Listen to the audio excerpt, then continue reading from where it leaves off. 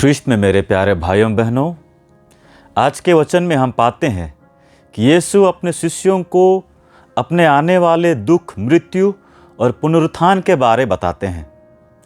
लेकिन शिष्य इससे समझ नहीं पाते और इस विषय पर चर्चा करने के बजाय वे इस बात पर बहस करने लगते हैं कि उनमें सबसे बड़ा कौन है। यह दृश्य हमारे स्वयं के जीवन को दर्शाता है। कई बार हम भी सांसारिक प्रतिष्ठा, शक्ति और सम्मान की चिंता करते हैं, जबकि यीशु हमें विनम्रता और सेवा का मार्ग सिखाते हैं। यीशु शिष्यों से कहते हैं, मानव पुत्र मनुष्यों के हाथों कर दिया जाएगा और वे उससे मार डालेंगे और वह मरकर 3 दिन बाद जी उठेगा। यह दूसरी बार था जब यीशु ने अपने शिष्यों को अपनी मृत्यु और पुनरुत्थान के बारे बताया, लेकिन वे इसे समझ नहीं पाए। हम भी कई बार परमेश्वर की योजना को पूरी तरह से समझ नहीं पाते हैं। जब जीवन में कठिनाइयां आती हैं तो हम डर जाते हैं और हतोत्साहित हो जाते हैं। लेकिन हमें याद रखना चाहिए कि यीशु की मृत्यु के बाद पुनरुत्थान हुआ और इसी तरह हमारी तकलीफों के बाद भी परमेश्वर हमें नया जीवन और आशा देते हैं।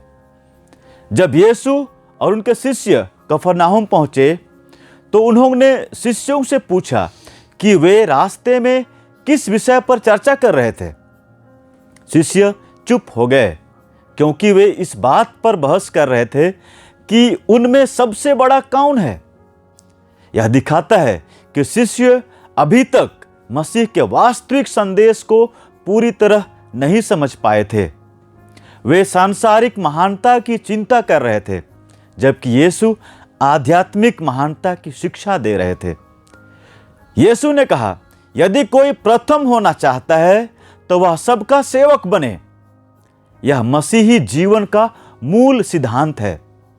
सच्ची विनम्रता धन, शक्ति या प्रसिद्धि में नहीं है, बल्कि सेवा और प्रेम में है। यीशु ने एक छोटे बालक को अपने पास बुलाकर कहा, जो कोई मेरा नाम लेकर इन बालकों में से किसी एक का स्वागत करता है, वह मेरा स्वागत करता है। बच्चे की तरह बनने का अर्थ है सरलता, विश्वास और नम्रता को अपनाना।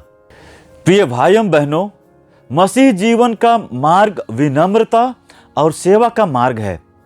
संसार हमें सिखाता है कि महानता, शक्ति और प्रभाव में है, लेकिन यीशु हमें सिखाते हैं कि महान व्यक्ति वह है जो दूसरों की सेवा करता है।